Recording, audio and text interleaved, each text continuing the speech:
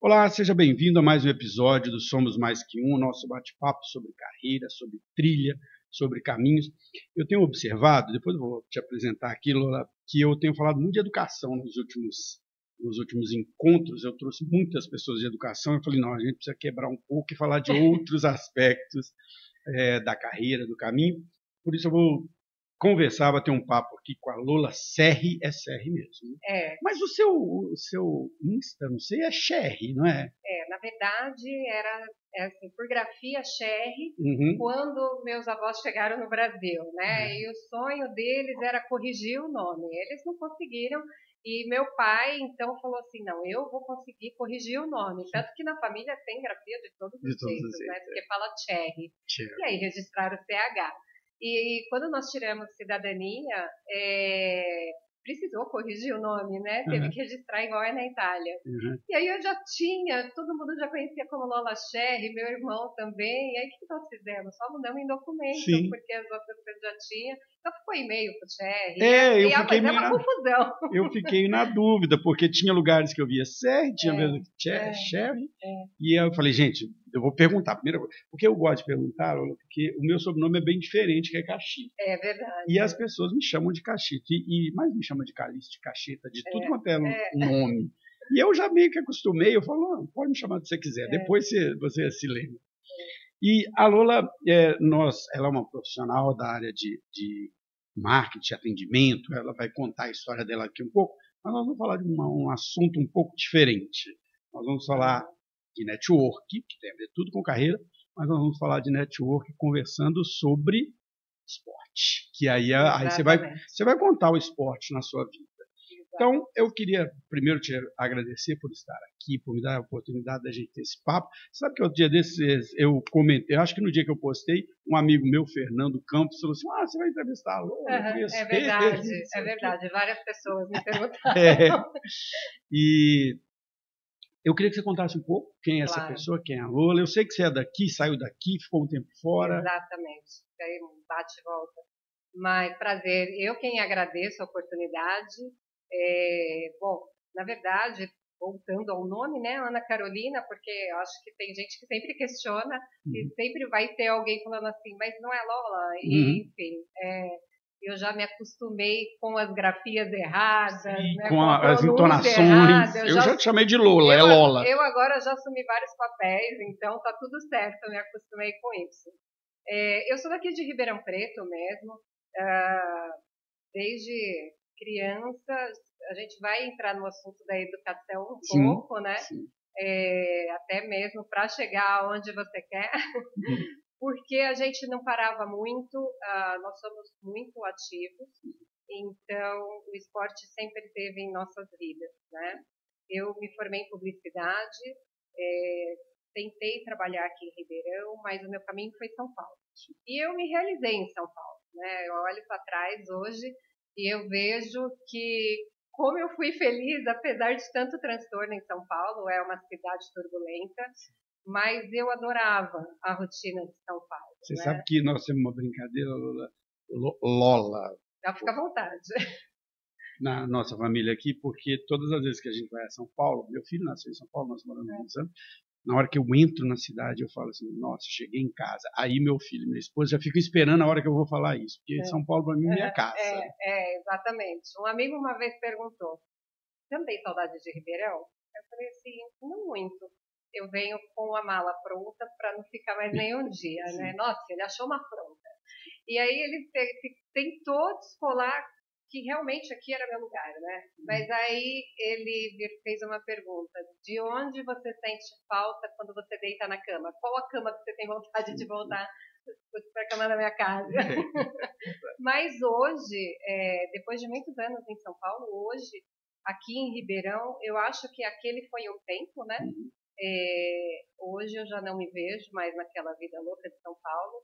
Eu não moraria mais lá. Eu posso ir a trabalho, passar uns dias, mas eu não quero mais ter um CEP em São Paulo, né? E no supermercado em São Paulo, eu não quero mais essa rotina de São Paulo. Eu penso muito parecido, assim, eu amo a cidade, mas não moraria mais lá. Não moraria mais, vamos num bate-volta. Acho que já deu, né? Eu acho que é para quem é bem jovem, depois que você começa a dar uma aterrissada, você fala, não, eu acho que agora é... E lá você atuou nessa área de publicidade. Exatamente. Lá eu cheguei... O que aconteceu? Eu arrumei um trabalho. Primeiro eu fui trabalhar num shopping, porque eu não conseguia entrar nas agências, né? É um mundinho meio fechado. Mas, na verdade, na época, nós não tínhamos tanto acesso à internet. Até tinha, mas as agências não tinham tantas páginas, não divulgavam as vagas. Era um processo mais custoso. Hoje é muito facilitado. Sim. Né? Eu peguei essa Era muito transição. relacionamento, né? Você tinha que conhecer. Exatamente. E aí você tinha que conhecer as pessoas. Então, você chegar e deixar um currículo, o processo é mais demorado. Sim. Mas olha como são as coisas. Eu sonhava com esse momento, mas nesse meio do caminho, eu arrumei um emprego que era num escritório de representação de mídias de outros estados. Então, era Serra Dourada, lá do Goiás, tinha de BH, tinha de Fortaleza, de Vitória. Então, eram várias rádios, TVs, né, tudo nesse escritório. Eu fui trabalhar com eles e aí eu entrei para o circuito das 20 maiores agências e não saí nunca mais.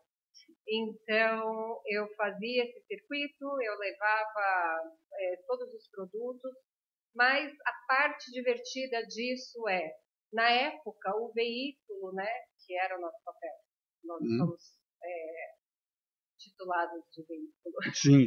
O veículo, ele apresentava muitos números de mercado, né?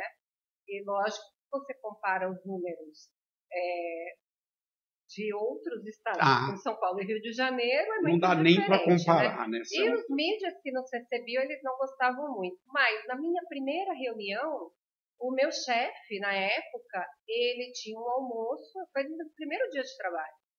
E ele me ligou, ele falou assim, você vai sozinha para a reunião com o diretor fulano de tal, porque eu bebi um pouco, eu não posso, não vou nem chegar a tempo e eu não tenho nem condições de ir. E eu fui para essa reunião, e quando chegou na reunião, eu falei para ele, olha, meu primeiro dia de trabalho, me conta o que você precisa para entender como que eu posso te ajudar. Ele falou, graças a Deus, porque a gente não gosta de ficar nessas reuniões que só fica número, porque a gente já sabe, não muda muito. Aí eu falei, graças a Deus. E aí eu peguei o modelo dessa primeira reunião e eu repliquei no mercado. Que é uma coisa, o vendedor, eu sempre brinco isso, porque eu atuo com equipes comerciais, né, dou consultoria para isso. O vendedor, às vezes, ele é treinado para falar do produto dele e não ouve o que o cliente quer. Exatamente. E então, nesse momento, eu caí na graça dessas pessoas, né? Então, o mercado publicitário em São Paulo ele é muito dinâmico, porque quando muda uma conta lá fora, ou aqui dentro, o mercado inteiro gira. Às vezes, o cliente quer aquele diretor de arte, ele quer aquele mídia, ele quer a equipe toda, e aí ele tem que a conta sair dessa agência, vai para outra, e aí é uma dança das cadeiras, né? A gente vê isso até hoje nas notícias, né? Quando uma grande conta muda de agência. Exatamente. O que, né, olhando por esse lado, minha mãe nunca entendeu o que eu fazia, porque isso não entra na cabeça dela, né? E da mesma forma que isso acontecia com as agências, acontecia também com os prestadores de serviço, né? E aí eu acabei passando por vários lugares. E passar por vários lugares me trouxe uma bagagem muito grande. Que, voltando lá atrás, quando você falou assim, nós não vamos falar de educação, eu falei, vamos falar um pouquinho. Porque quando nós éramos mais novos, a minha mãe quis fazer aquele processo com psicólogo, com psicopedagogo, para fazer o encaminhamento, para direcionar para a profissão correta, que teria mais talento, né? Nunca paramos. Então, nós sempre fomos muito agitados, meus irmãos fizeram, né? E o que terminou é o único que tem uma carreira longa há bastante tempo, mas eu já entrei na sala, em 10 minutos eu saí, enquanto era um processo de um mês, né? E aí ela ficou louca comigo. Mas, hoje, olhando para trás, porque eu sempre fui muito cobrada, mas eu não entendo, cada hora você está num lugar, vai para isso, vai para aquilo, os clientes mudam toda hora, como que isso funciona? Eu falei, não quero entender, o mercado é desse jeito, né? Mas durante muito tempo eu me cobrava, porque os meus pais são meio autodidata, fizeram carreira longa, defenderam a última cadeira, sabe? Emprego na vida, e aí eu pensava assim, nossa, eu devo estar muito errada. Não, mas sabe, né? Que assim, você já é o episódio 93, 94, agora eu estou até na dúvida, 94. 94. E essa pergunta eu sempre faço para as pessoas, eu começo a conversa muito com essa pergunta. E a grande maioria, não vou precisar o número, mas a grande maioria das pessoas fez um curso e foi para outro lado na carreira. E isso que você está relatando é uma coisa que também até hoje existe. Hoje pela manhã eu estava entrevistando uma outra pessoa e ele falou exatamente essa frase. Assim, os pais têm a tendência a querer uma carreira segura, né? E colocar nos filhos aquilo que é a vida deles, né? Exatamente. O pensamento deles. Então, até hoje, meu filho está com 17 anos, está para escolher o caminho, até hoje ainda tem essa pressão dos pais, assim, você tem que fazer tal coisa. E eles querem, é o que você falou, eles querem que você... Só que, por outro lado, você falou uma coisa, né? Você pegou esse momento da transição, e depois nós vamos falar disso, sobre comunicação também, sobre esse mercado. O mundo não é mais assim. Ninguém trabalha 30 anos numa empresa mais, né? As empresas... versátil, volátil, porque está tudo mudando, está tudo acabando, né? Sim. Mas, durante muito tempo, eu me questionei. Em alguns processos seletivos, eu fui muito questionada. Quando alguém que eu não conheço, assim, recebe meu currículo e fala assim, nossa, mas você mudou tanto de emprego? Sim. E aí eu olho hoje para aquilo que eu construí, eu falo, foi a melhor coisa que poderia ter acontecido. Sim. Você sabe que... né? E você também pegou um momento, e aí vamos entrar nesse ponto, que o próprio mercado publicitário passou por uma mudança muito grande. Quando o Fernando esteve aqui, o Fernando Campos, né, que você conhece também, a gente conversou muito sobre isso, né? Que foi um momento em que o mercado ele mudou completamente, né? Ele fez assim. Era um mercado muito tradicional, aquelas grandes agências, aquela coisa. E depois, de uma hora para outra, surgiu o marketing digital, aquilo foi mudando, e esses últimos 15 anos revolucionaram esse mercado. Exatamente, que foi toda a transição que eu peguei no mercado, né? Então, quando eu comecei, nós gravávamos filmava, era película, tinha que ir para São Paulo telefonar. Sim. Depois eu peguei a fase da transição da TV analógica para digital, então aí já era outro processo para enviar, disparar os filmes publicitários. E agora, de repente, é tudo num botão, tudo num envio de arquivo, né? E até a própria relação dos clientes com as agências também mudou muito, né? Mudou muito. Existia a agência, ela era meio onipresente em tudo. Era glamurosa, né? Verdade. Era glamurosa. Eu lembro que a gente passava por essas agências, né? E quando encontrava, não tem vaga, será que tem? Nossa, que máximo, você vai trabalhar assim? Sabe? Porque realmente tem um glamour. Você chegava na África, você via as meninas vestidas de africanas, uma coisa maravilhosa. Você entrava, você tinha aquela presença. Aí você ia para outra agência, você também via, sabe, aquela coisa luxuosa. E as agências, né? Nos últimos anos, elas foram, não que não existam, existem as grandes contas, continuam existindo, mas o marketing digital ele foi entrando, né, e modificando vários mercados. Exatamente. E, de certa forma, o rádio ainda sobrevive nisso tudo, né? Você falou que você fazia muito mídia de rádio. Sobrevive, e é incrível o poder do rádio, porque, no final das contas, o rádio é mais rápido, né? Parece que não. Cogitava-se que quando chegou o Spotify que ele fosse acabar, mas não, a presença do rádio, eu te falo porque há pouco tempo eu trabalhei em uma emissora e aí toda vez que a gente apresentava, você dizia, nossa, eu vim ouvindo esse programa, eu vim por causa daquilo. E aí você falava assim, nossa, eles sabem que tem mais programa do que o que eu sei. Que você que está lá. Eles escutam mesmo, e todo mundo escuta mesmo, né? Eu escutava muito rádio antigamente.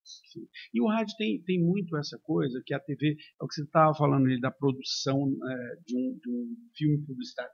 Leva um tempo, né? A rádio ela é mais imediata, você consegue usar ela de outras formas. Exatamente, ele é mais dinâmico, né? Então, aconteceu agora, daqui a pouco já está no ar. Ou você tem entradas ao vivo, quer dizer, porque hoje em dia você consegue fazer tudo ao vivo, né?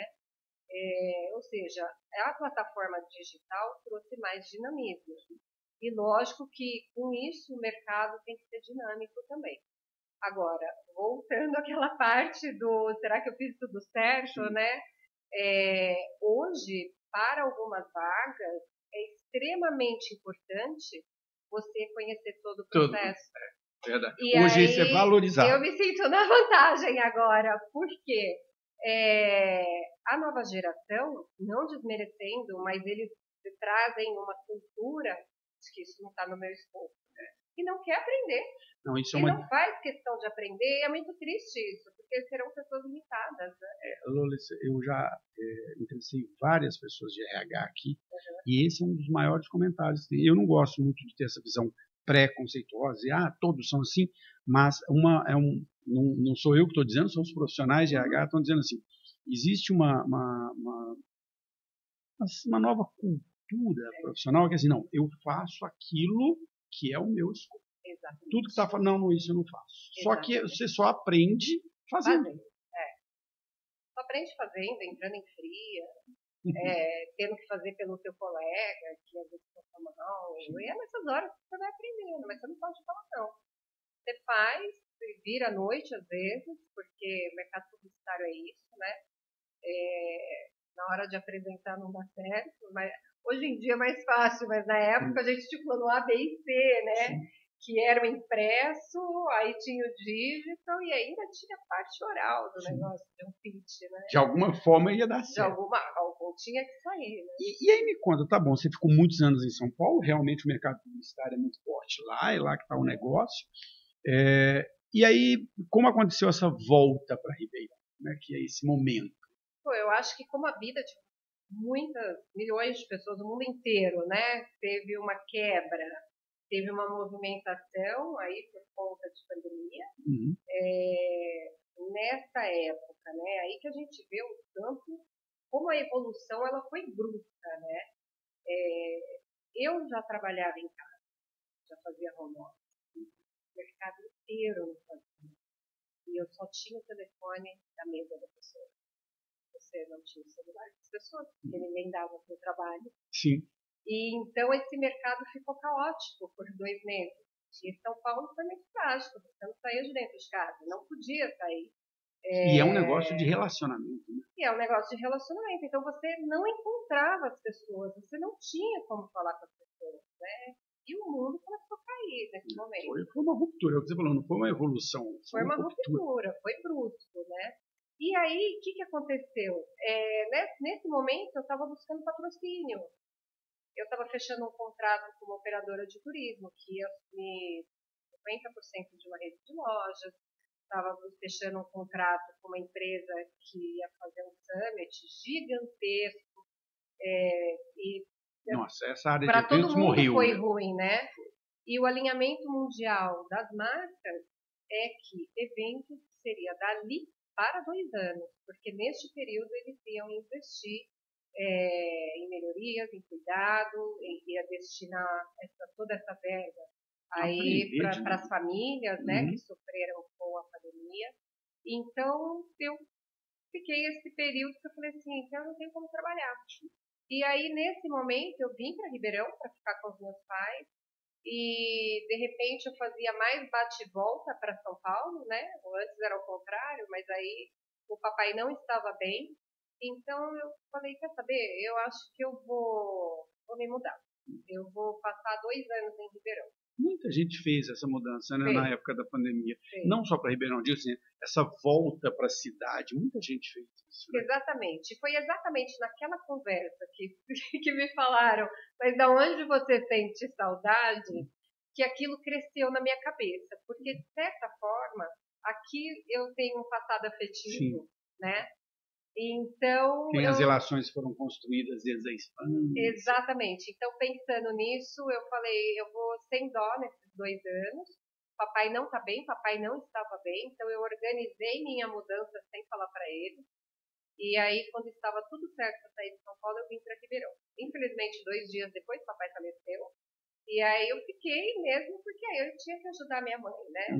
Nesse meio tempo, eu já era do esporte, né? Já fazia esporte.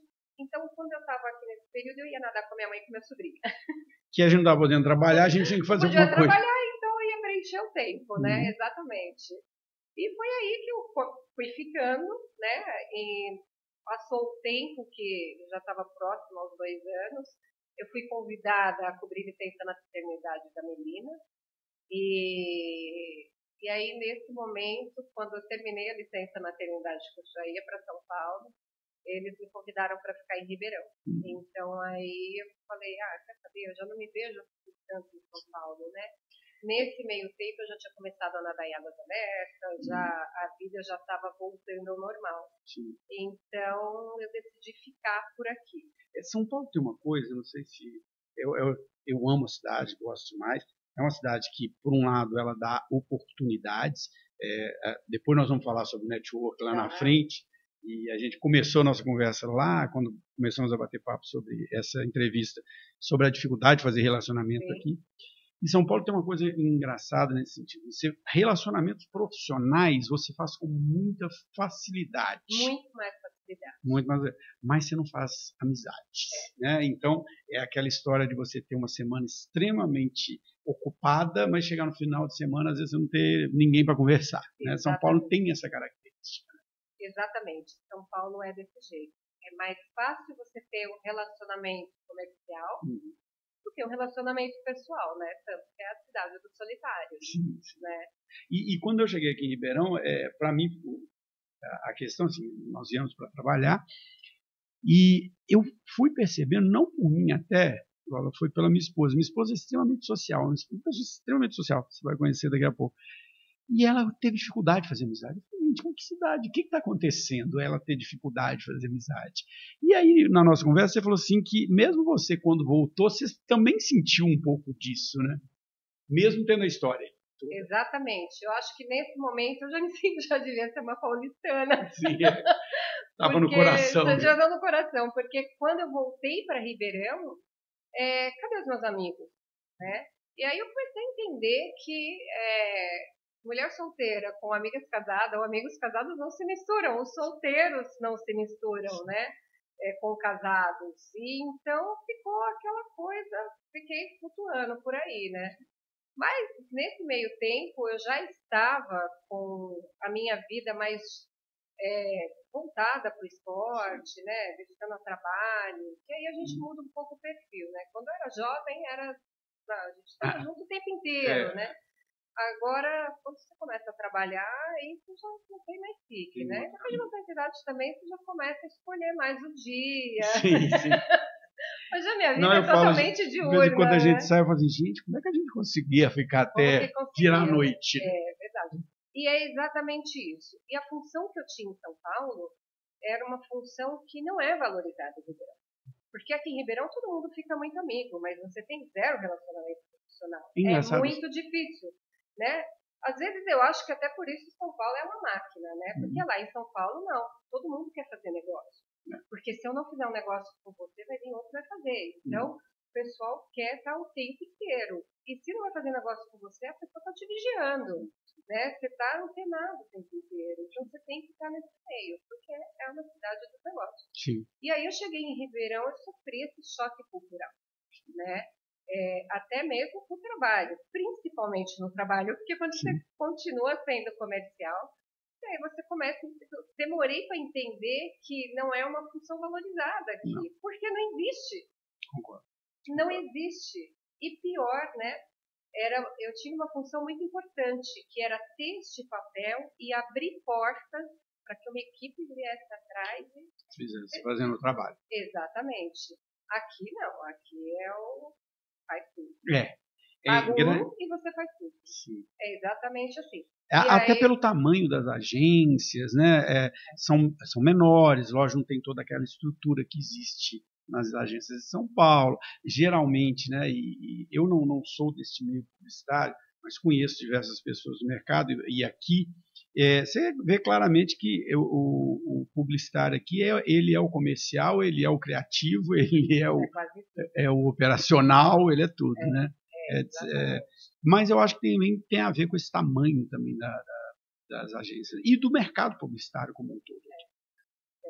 Agora, antes da gente entrar na questão network, o seu esporte é a natação. Já era antes ou foi também nesse momento que você contou, vou nadar com a minha mãe, vou nadar? Não, a natação sempre foi, desde criança. Hoje eu até lembrei, a gente tinha que nadar com chuva, com chuva, com frio. Só não nadava com febre, de resto tinha que nadar. E hoje o tempo estava chovendo, dá uma preguiça. Sim. Mas você não pode ceder, né? Você vai, porque chega uma hora que a preguiça é que toma conta. Mesmo quando a gente está empolgado, às vezes você fala, será? Tem que ir até lá, né? Mas não, sempre desde criança, né? Estava te falando no começo da conversa, nós sempre fomos imperativos. Então era uma forma da minha mãe dominar e gastar nossa energia, colocar para fazer esporte. Mas sempre foi o meu querido, né? Eu fiz balé, jazz durante muito tempo, fiz squash, tudo, mas o querido sempre foi a natação.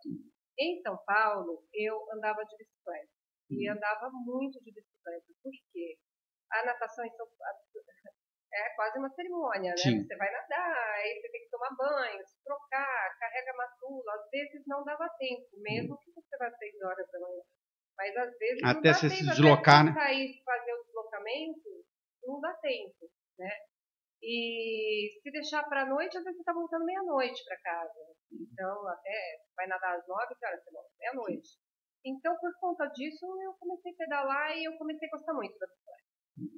E aqui é forte o pedal também. É muito forte, mas o risco é muito maior que em São Paulo. E aí eu pedalei até o dia que abriram a porta de um carro e me pegaram.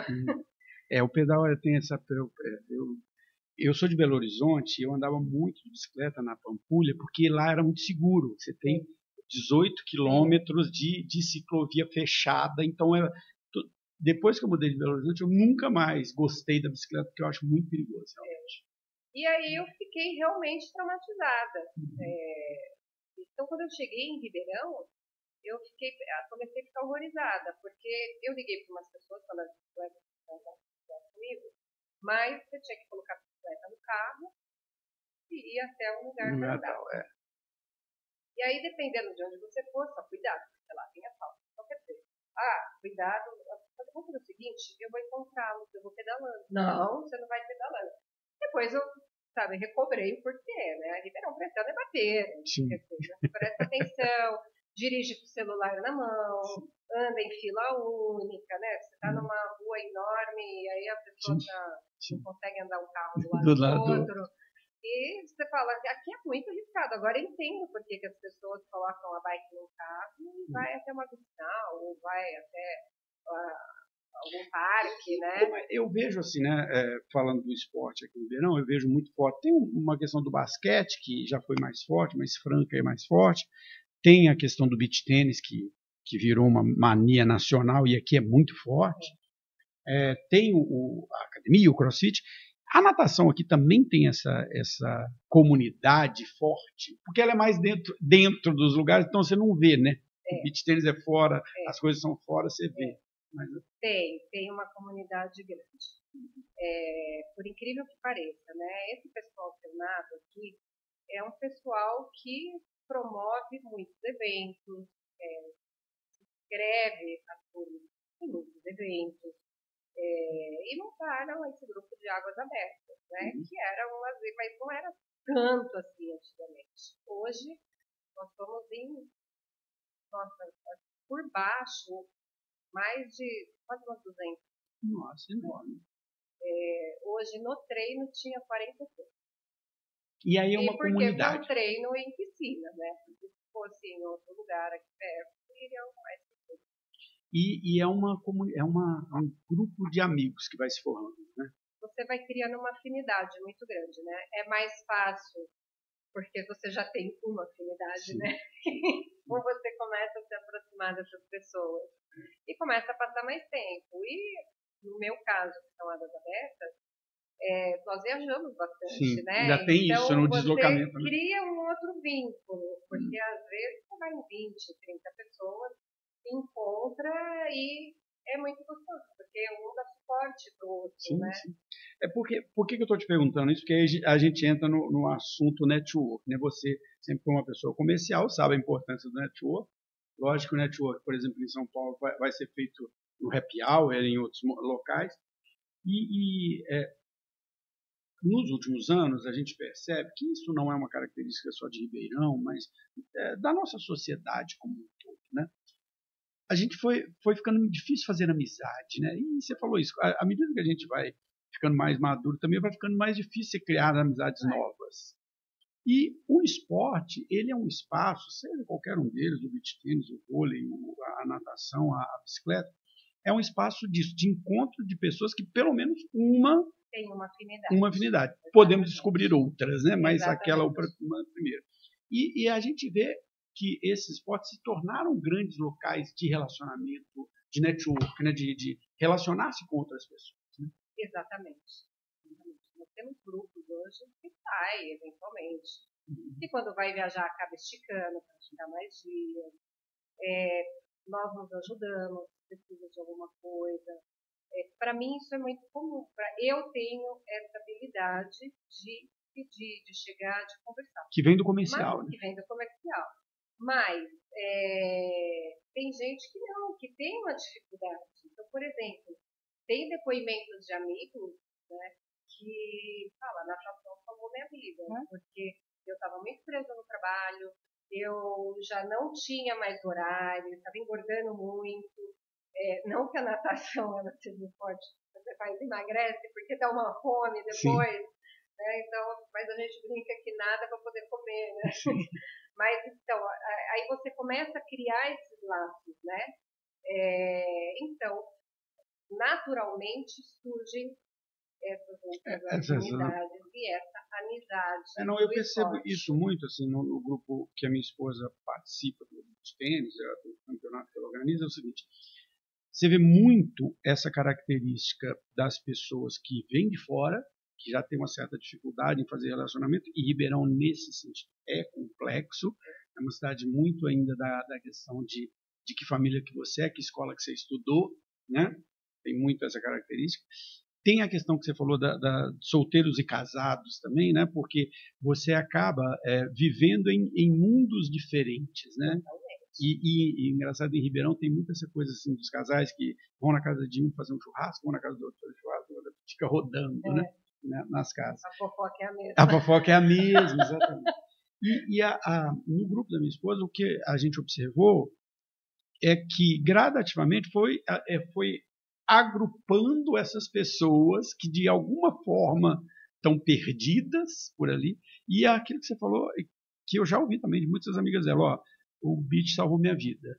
A vida não no contexto, né? Sim. Mas no contexto social, né? Exatamente. Não é para cortar os custos, né? Mas realmente as pessoas acabam se encontrando. E a natação, ela tem uma característica que eu acho sensacional e talvez seja por isso que eu gosto de fazer bastante. Olha, pode estar caindo no mundo, eu posso não estar bem, mas eu vou. Porque quando você entra com a água, é você com você mesmo, né? E aí eu fui aprendendo, né? Porque mesmo nadando desde criança eu também não tinha essa consciência, mas se a cabeça não tá boa, você não nada bem. Sim. Você não faz nada bem, né? Não, você não encaixa, aí você começa a cansar. Então você tem que nadar, não é saber dar abraçada, não é ser forte, você tem que ter os encaixes, tem que ter os tempos, né? Que vem do equilíbrio também. Que vem do equilíbrio. E aí é onde começa esse momento seu com você mesmo, com Deus, que você estabelece seus diálogos, que você vai desestressando, porque a água é um calmante natural. Né? Então muita gente entra nessa. Porque a água ela traz uma tranquilidade, mesmo que a gente esteja em competição. E você falou uma coisa interessante, né? Eu gosto de academia, eu gosto de correr, eu não gosto de esportes em grupo, né? Esportes. Eu gosto do individual. E por que eu gosto do individual? Por causa disso que você acabou de dizer. É você com você. Então, quando você está correndo, quando você está ali na academia, por exemplo, é você com você, né? Não tem ali outra pessoa. tem pessoas, eu vejo isso na minha esposa, ela gosta do esporte em grupo, né? Pessoas juntas, e é uma característica. Abraço coletivo. O abraço coletivo, essas coisas assim. Mas isso também tem a ver com a característica da pessoa. Tem a ver com a característica da pessoa. É muito forte na corrida, na bicicleta e na piscina. São esportes individuais, né? Então quem faz triatlo é o cara que gosta de ficar sozinho mesmo. Ele gosta, Por exemplo, eu não consigo correr, porque eu gosto de conversar. Então, se eu for correr, começa a espetar aqui, ali, né? A respiração já sai toda errada. E não dá para conversar muito, né? Aí você vai pedalar, até dá. Mas na água não tem jeito. E qual que é o grande barato disso? As pessoas se apoiam. Então, são esportes que, a não ser que você esteja numa competição de um nível muito elevado, mas o nosso é bem recreativo, contemplativo, né? É difícil ter um profissional ali no meio. Ali mais estão as pessoas incentivando umas às outras do que competindo. Exatamente. E melhorando marcas pessoais, né? Quem compete já está em outra categoria, sim, né? Mas a gente dá um suporte, porque se você vai para uma prova, para todo mundo que eu conheço, todos que foram para uma prova e tiveram que sair no meio da prova, porque na água não dá para sentar, não dá para parar, você tem que sair, né? Então, se você fadiga, se você tem uma cãibra, se você se sente mal, você não está bom da cabeça, você não está aguentando, é um transtorno quando a gente está de e todo mundo chora, todo mundo fica inconformado. E aí você começa a ter o depoimento, porque todo mundo já passou por isso, né? Eles são os mais diversos. Né? E eu acho que aí que é esse papel social que o esporte tem desse apoio que você falou, né?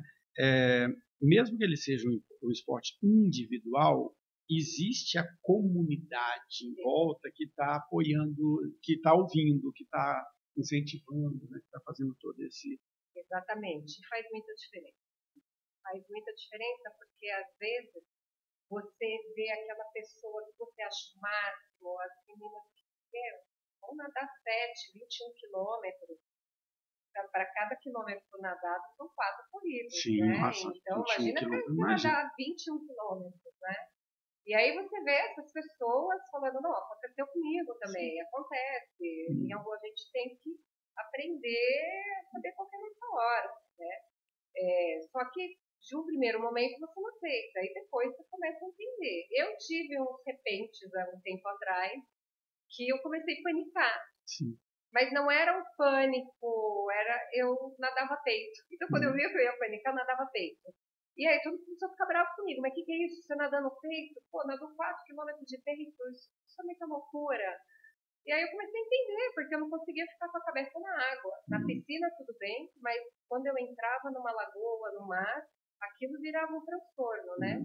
E então, eu fiz um trabalho de acompanhamento psicológico, um treinamento...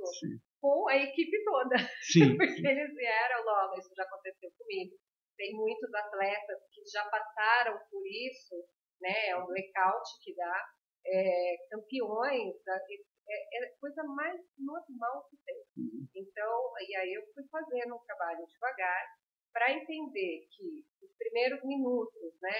É o corpo que está entrando em sintonia com o exercício na água, obviamente, você está numa prova, aquilo já dá uma adrenalina. Então, a gente tem que atravessar os primeiros 5 minutos.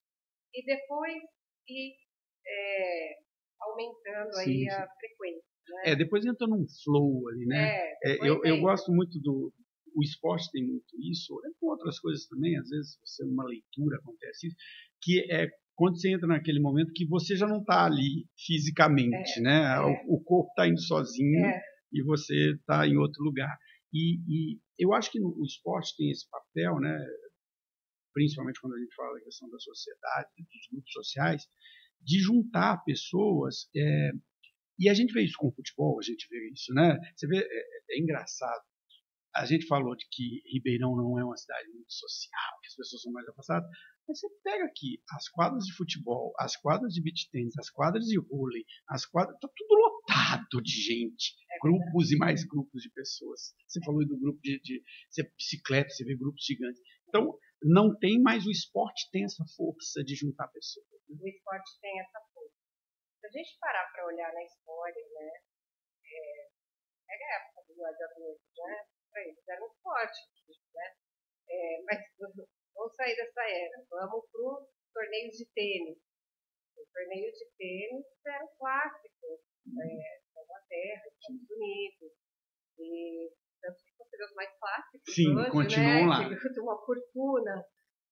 Depois veio o golfe, que ficou mais conhecido, né? Não vou falar popular, porque está longe de ser popular, não. Mas que ficou bem conhecido, né? E aí você começa a entender essa movimentação do esporte, né? Muitos vão só para ter contato. Isso é um fato, né? Principalmente tênis e golfe. Esses são esportes. É um esporte que às vezes você fala que tem que ter pessoas interesseiras. Né? Eu ia te fazer essa pergunta. Eu ia chegar nessa pergunta, não falando do tênis, mas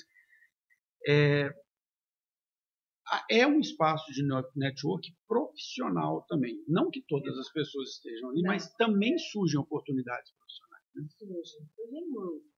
E muitos negócios são fechados no campo de golfe, numa quadra. Isso o golfe e o tênis, para mim, isso é bem claro. O golfe, principalmente, para mim, é bem claro que ele é um business, né? É um negócio para fechar negócios. Porque é o que eles falam do golfe. Você anda muito tempo junto da outra pessoa, então é o tempo de você conversar. Mas, por exemplo, no grupo de natação, no grupo da bicicleta, também é um network profissional, ou você acha que é só o network de relações pessoais? É mais pessoal. Talvez aqui em Ribeirão, em São Paulo, se você vai numa academia, você consegue estabelecer essa relação. Sim. Aqui já é difícil essa relação.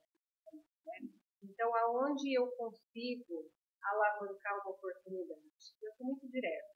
Eu ficar 5 anos sem falar com você, mas está tudo bem, gosto de você, mas passaram 5 anos e eu precisar de alguma coisa sua, eu não liguei nesse tempo todo, você não ligou porque a vida enveredou para outro. Trabalho, quando você já passou, você vai viajar, o dia a dia, às vezes, não permite que você vai passar 5 anos, mas às vezes você precisa falar com alguém. E aí eu passo a mão no telefone e eu ligo para essa pessoa e falo, olha, eu sei que faz muito tempo que a gente não fala, quero saber depois como você está, mas eu agora quero ver se você pode me ajudar com esse assunto. A situação é essa. O que você consegue? Você consegue me indicar alguém? Você tem essa solução? Você consegue me colocar para conversar com alguém? Né? Eu sou muito objetiva. O que fica mais claro do que aquela coisa de eu vou fazer uma amizade para conseguir alguma coisa, isso é muito ruim. E o mercado percebe quando você faz isso, né? Então, eu passo a mão no telefone e eu falo, olha, eu preciso, você consegue me ajudar com isso? Ah, consigo. Quando você precisar de qualquer coisa que eu possa te ajudar, você pode me procurar, fica à vontade. Ou se não puder, fique à vontade para falar que não consegue. Eu acho muito interessante o que você falou, porque assim, eu acredito muito na força do network. Eu acho que eu estou aqui... O maior exemplo do que é o network é isso aqui, esse podcast, que eu comecei ele em janeiro e já estamos em quase 100 episódios. Mas tem coisas que as pessoas chamam de network que eu falo, gente, isso não é. Por exemplo, evento de network, eu acho uma besteira. Porque todas as pessoas estão ali só por interesse e vão fazer relações extremamente superficiais que não têm ganho nenhum, aquela coisa de trocar cartões como se aquilo fosse resolver a vida. E o esporte, por isso que eu te perguntei se você enxergava isso também da mesma forma que a gente enxerga isso no tênis, principalmente no golfe, essas oportunidades, se você enxergava, porque eu vejo, por exemplo, grupos da mesma forma que tem o da corrida, tem lá o da bicicleta, tem o do CrossFit, o CrossFit também é outro grupo, tem o pessoal do beach tennis. Não é o objetivo, mas eu vejo que surgem oportunidades. Né? Mas eu acho que ela é muito mais, não é natural, é muito mais real do que aquela história assim, eu vou num evento de network. Exatamente. né? Fazer algo. Exatamente. Toda vez que me colocaram para um evento, eu falo que isso não funciona, porque eu travo. Eu também. O que vai fluir? Às vezes eu chego e falo assim... Uma coisa chata, né? Tá todo falo, mundo será que eu tenho que ir passando em todo mundo, falar oi para todo mundo e me apresentar? É estranho. É uma coisa formatada, né? Ao passo que no seu dia a dia tem muito assim, né? Eu faço muitas conexões, né? Então, às vezes, não é para mim, mas eu engatilho uma pessoa com a outra. E acabo em empresas, né? Network é isso, né? Que é isso, né? Eu acho que o verdadeiro network é quando assim, alguém vira para você e fala, nossa, está precisando de tal coisa. Você fala, peraí, eu conheço alguém que faz isso. E junta uma pessoa na outra. Eu realmente, às vezes, não preciso daquele negócio, né? Mas eu vou fazer, porque já fizeram muito para mim, né? Eu tinha uma cafeteria numa sala comercial que eu trabalhava em São Paulo, então todo dia, às 3h30, 4 horas da tarde, descia a mesma turma. Não, várias salas, né? E a gente encontrava sempre a mesma turma ali. E um dia eu saí da empresa que eu estava, eles desmancharam o negócio, e então eu passei para dar tchau para todo mundo. A moça do café falou assim, Lolinha, fica com o meu telefone, se você precisar de alguma coisa, você me liga. Bom, aí passaram uns 10 dias, eu lembrei que um dos caras que tomava café comigo prestava um serviço para a Intermarket. Eu falei, você lembra que tinha um moço assim, assado? Eu falei, nossa, Lolinha, não lembro quem é. Mas eu vou descobrir quem é e te passo. Na verdade, ela não me passou. Ela já mandou o outro me ligar. Sim. Né? E aí ele ligou, eu trabalhei com ele quase 2 anos depois, né? E no mesmo prédio que eu estava, e era uma pessoa que eu tomava café toda vez. E nunca tinha falado disso. Nunca falamos de negócio, porque a gente descia tão estressado que a gente chegava lá embaixo e não falava de negócio, e só falava besteira, né? Não, mas eu acho que isso que você está falando é bem a essência do que é o network. Todas as vezes que a gente fala sobre network, vem muito essa coisa formatada, como você disse, olha, você tem que distribuir cartões, você tem que falar com a pessoa, você tem que ir no evento X, Y, Z, mas eu tenho a percepção e a concepção de que o network é aquele que a gente faz desde criança, lá na escolinha, as pessoas que a gente vai conhecendo, é a pessoa do café, é a pessoa que, e de uma hora para outra, e você falou 2 coisas para mim que são a base do network. Primeiro, você ligar pessoas. Não é você se ligar às pessoas, é você ligar pessoas. Então, a pessoa A vira para você e fala, estou precisando de tal coisa. Peraí que eu tenho uma pessoa para indicar para isso. E essas 2 pessoas podem fazer um negócio, mas as 2 agora, elas têm uma percepção assim, poxa, olha, essa pessoa me ajudou quando eu precisei. Né? E a segunda coisa que eu acho que é um pilar do network que você falou, é assim, o network ele se faz de uma forma natural, não é forçado. Né? E, às vezes você vai ficar 1 ano ali tomando café com essa pessoa. E lá na frente isso pode gerar uma outra coisa. Se eu no primeiro dia eu pergunto, deixa eu fazer aqui, como é que eu me aproveito de você, você não vai fazer network. Eu vou te contar uma história que eu achei divertida com essa história. Eu saí de Ribeirão, fui para São Paulo, tinha uma linha da TIM. O prefixo era 81.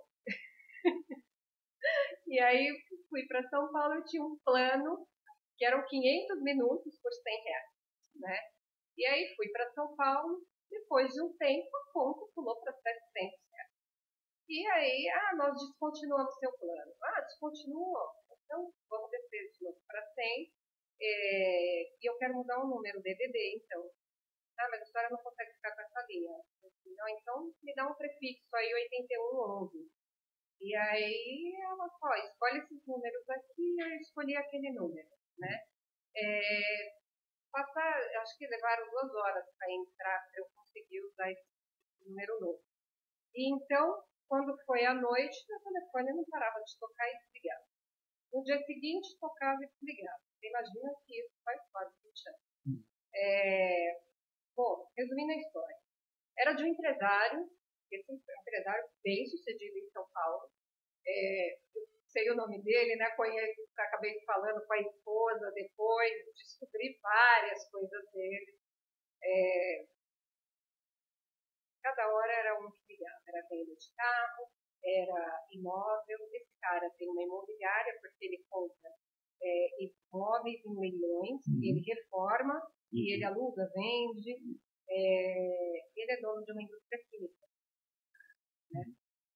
E era um número que era dele. Esse número era dele. Aí depois ele me ligou e falou assim, cara, sabe o que aconteceu? Eu briguei com a mulher da TIM, mandei ela para lá, falei assim, e desliguei o telefone. Pois ela desligou meu número. Eu acho que ainda não existia, né, aquele período que ligou, entrou para mim. Enfim, foi o que aconteceu, né? Você não me devolve o número? Eu falei assim, então, deixa eu te contar. Eu também sou comercial, já passei o número para um monte de gente. Faz assim, vou deixar na secretária eletrônica. Na época eu tinha secretária, não tinha WhatsApp, né? Então, eu deixei na secretária. E cada hora ligava alguém e eu não atendia, via que era número. Vou deixar aí. Durante um tempo. Faz quase 20 anos, se eu te mostrar, até hoje eu recebo mensagem, Jefferson. Aí eu mando, falo assim, olha, liga na empresa dele. E por que eu estou te contando isso? Porque eu falei assim, eu não vou apagar, porque pode ser um dia futuro. Sim. Né? Em 20 anos, eu poderia ter ligado pedido 1000 vezes, eu ter feito fonte, mas eu acho que tem que ser oportuno. Há pouco tempo atrás também, o do presidente da Prudential. Eu tenho há muitos anos o contato dele, mas na ocasião era um projeto que não ia fluir e tal, então eu deixei passar. E aí, quando foi no ano passado, eu tinha algo para apresentar para ele, e aí eu falei assim, a gente não se conhece, tenho desde tal época seu contato, e eu estou com um projeto assim, faz sentido? Ele falou, olha, você pode entrar em contato com a minha equipe? Aí esse cara ainda conversou mais umas 3, 4 vezes comigo. Poxa, era um presidente da Prudential, né? Então, também você não pode queimar a carta à toa, né? Então, eu acho que você tem que deixar para um momento que realmente seja adequado, né? Então, você tem que ser para quem pretende fazer prospecção e montar um networking, eu acho que tem alguns pontos, né? Você ser muito claro, né, naquilo que você quer, e não queimar o seu cartucho à toa. E nunca esquecer, é o seu ativo. Sim. O contato é o seu ativo. Então não sai dando para as pessoas. Né? Aliás, é até antiético, né? Você dá um contato seu que você tem por algum motivo, você dá para uma outra pessoa sem autorização expressa. Porque eu vejo isso acontecendo muito. E assim, né? O network, eu acho que nós temos várias redes diferentes. Elas se interconectam de vez em quando. Mas você tem uma rede pessoal, você tem a sua rede lá do esporte, você tem uma rede profissional, você tem uma rede daqueles amigos um pouco mais distantes, assim, que de vez, é o que você falou, passa 5 anos sem falar com eles. De vez em quando essas redes elas se interconectam, de vez em quando aquele cara de 5 anos, ele, né, faz sentido aqui. Exatamente. Sabe que tem quase uma hora que nós estamos falando? Oi? Sabe que tem quase uma hora que nós estamos falando? Já? Uau. 55 minutos. Bom, para a gente ir encerrando, então, eu queria que você, de tudo isso aí que você contou, dessa história toda que você contou, você fizesse um encerramento, assim. O que você deixa para a gente? Você falou assim, às vezes eu ficava perguntando se eu me arrependo, né, tal coisa. Então, se fosse para você voltar lá atrás e falar assim, bom, que caminho é esse que eu vou seguir? O que você falaria para aquela Carolina? Lá atrás. É esse caminho? Tem outros? Eu seguiria esse caminho. Eu olho para trás, eu acho que eu fui muito feliz na escolha. Eu gosto, isso está dentro de mim.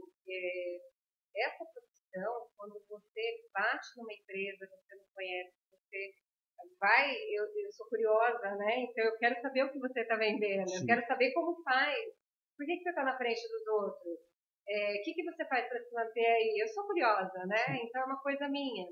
E ele é uma coisa que me tira da rotina. Eu tenho um problema com a mesma rotina. Também tem. Né? Sou igual. Então eu preciso de assuntos diferentes. Então se você falar assim, quando foi de uma vez que eu li um romance? Né? Agora você pergunta quando foi de uma vez que eu li um artigo. Né? Quantos eu li? Sim. Porque eu preciso de coisas dinâmicas, de assuntos diversificados, né? Então, para mim, isso é muito importante. Então, eu faria, sim, esse caminho, mas sem ficar na agonia do... mas não é uma carreira estável, não é isso, não é aquilo, não tem nada disso, porque eu vejo gente com carreira estável que não está feliz, que, poxa vida, está lá porque está prestes a aposentar. Não, eu passei por isso, eu tinha uma carreira super bem sucedida executiva, eu falava, gente, o que eu estou fazendo aqui? Né? Mas eu traria um ponto de atenção. Eu tomei alguns calotes, né? E por quê? Porque eu fui mal assessorada juridicamente. Primeiro, porque na minha casa, se você fala, você cumpre, se você não vai cumprir, você vai lá e acorda. Isso sempre foi muito claro. E não é todo mundo, na verdade, eu conheço muitas pessoas que são desse jeito. Então, dentro da minha casa funcionava, mas na rua para negócios não. Então, lógico que me passaram para trás, porque, comercialmente falando, é muito fácil eu alavancar um negócio para vocês. As pessoas acham que é fácil chegar. Eu tive um chefe que um dia chegou para mim e falou assim, nossa, você é uma máquina de fazer reuniões de dificuldade. Porque realmente as pessoas têm dificuldade, né? E aí, da ingenuidade, São Paulo é um mundo tão comercial, então nem se fala, pronto, né? Então, eu fui passada para trás uma grande prospecção que eu fiz. Eles fizeram um mau acordo comigo, essa empresa, e mesmo eu tendo advogado, não foi um bom advogado, então procurem sempre um bom advogado. Esse negócio de chama o amigo, eu não chama o amigo, entendeu? Você pode até chamar um amigo, mas põe isso no papel. Exatamente. Você chama o amigo, mas você põe no papel. Porque, mas eu fiz, mas está escrito aqui, mas você não falou nada. O papel do advogado é trazer os riscos que você corre, porque eu sei os riscos do meu cliente, mas eu não sei juridicamente, eu não decorei o código penal lá, as leis, eu não sei quais são, né? Por isso tem um advogado. E eu acho que isso faz muita diferença. No comercial, eu também sempre fui do comercial, eu concordo com o que você falou. Muitas vezes você confia naquilo que a pessoa falou e depois a pessoa fala assim, mas eu não te falei isso. E aí, pronto, né, fica a palavra de um contra o outro. Então, eu concordo muito com o que você falou. Assim, esse é um passo importante, acho que para todas as profissões. Exatamente. Eu falo uma frase, às vezes, que ela é mal compreendida, mas como eu vivi muitos anos em grandes empresas, eu sempre coloquei ela em... Falo assim, eu sempre espero o pior das pessoas. Porque se vier o melhor, eu fico surpreendido positivamente. Se a pessoa vier me sacanear por algum motivo, ele não vai me surpreender. Né? Pode ser meio cruel, pode parecer meio cruel a frase, mas você viveu esse mundo, você sabe como é que é. É melhor esperar as coisas ruins e se surpreender com as boas. Eu penso que ninguém é obrigado a tratar, quem trata é obrigado a cumprir. Né? Isso é uma coisa que eu sempre tive. Então, quando a gente vai fazer alguma coisa, analise o risco para saber que o outro pode não cumprir, né? Mesmo tendo acordado. Bom, eu queria abrir para você falar e queria que você falasse um pouquinho do esporte também, já que você falou da natação, você falou que tem um grupo grande, fala que grupo que é esse, onde que essas pessoas se encontram, quem interessar, como que pode ir por esse caminho. Claro. Hoje eu nado com a equipe da N1, né? Eles são muito grandes, hoje eles estão em 4 unidades, né? Eles têm 2 de natação, tem natação infantil, tem pessoal que vai para os meios na região então um nado rápido, né, de piscina, e nós que vamos para águas abertas. A gente treina no Taluna, que é aqui em Cravinho. Nós temos alguns professores, muito bacana, algumas assessorias também. O Lucas é um deles, o Lucas é um marinheiro e ele também me colocou, me tirou o medo, né? Ele tem uma psicologia muito boa. E assim como na N1 também, eles trazem, os professores eles pegam todos os fatos também e joga pensando em águas abertas, que é muito diferente, né? São 2 esportes. São 2 esportes, quando você nada em água salgada também é diferente da água doce, água salgada é mais leve, ou você não enxerga o fundo, você precisa de direcionamento. Então essas coisas fazem diferença, né? E a N1, ela tem hoje um programa muito interessante que é para deficiente, né? Eles abriram algumas vagas, é um valor simbólico, então quem quiser procurá-los, é um trabalho lindo, né? Nos posts a gente põe ali o contato. Até deficiente visual. Legal. Enfim, treino lá com eles. E lógico que para nadar é bom fazer um fortalecimento, você ter todo um preparo, né? É um esporte que exige muito. Exige bastante. Bom, pessoal, mais um papo muito legal. Eu falo, é muito interessante trazer pessoas para falar de temas diferentes, porque por que o podcast chama Mais Que Um? Né? Porque toda pessoa tem um caminho, né? Tem uma trilha. E a gente falou aqui de duas coisas que podem parecer muito separadas, né? Esporte e network, mas que na verdade são muito unidas. Pode falar. Eu esqueci. Eu penso agora para o próximo ano, eu quero fazer uma pós-marketing voltada para o marketing. Que legal. Por quê? Existe uma falta de cultura aqui na região de investir no social, né? Principalmente no esporte. Então, os projetos através de leis de incentivo é uma falta de conhecimento do mecanismo. Né? A mídia fala muito de teve fraude, teve isso, teve aquilo, mas ninguém sabe como é que funciona, né? Então, eu quero fazer no ano que vem, quero aprimorar, porque eu quero trazer esse cuidado e esse olhar, principalmente para crianças que podem se desenvolver. E uma criança no esporte é uma criança longe de droga, uma criança no esporte é uma criança longe da violência, uma criança no esporte ela é uma criança mais perto daquilo que a gente pensa ser um futuro melhor. Então, é o que eu quero para o próximo ano. Né? Importante você ter lembrado de falar quem disso. Quem estiver assistindo aqui, eu vou bater na porta o ano que vem com o projeto novo. Não, é importante sim, porque o esporte tem esse papel. Né? O esporte é muito utilizado nesse contexto social, exatamente porque pode mudar a vida de uma comunidade, não é de uma pessoa só, não, de uma comunidade como um todo ali, né? Quando você investe nisso. Bom, pessoal, e é isso, né? O Somos Mais Que Um são sobre esses caminhos, essas trilhas. O episódio da Lola vai estar completo no YouTube, também no Spotify, e nós vamos ter vários cortes aí nas redes sociais.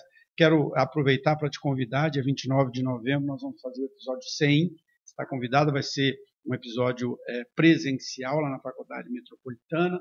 Vamos reunir várias pessoas, que nem todos vão conseguir por causa de agenda, mas grande parte das pessoas estarão lá, então você já está convidada. Depois vou te mandar o convite oficial. Claro. Tá?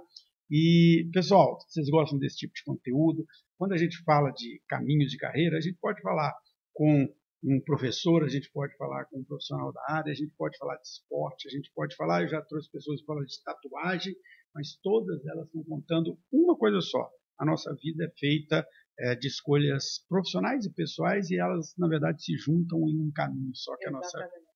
Então, muito obrigado, Lola. Eu quem agradeço. E até o próximo encontro, pessoal.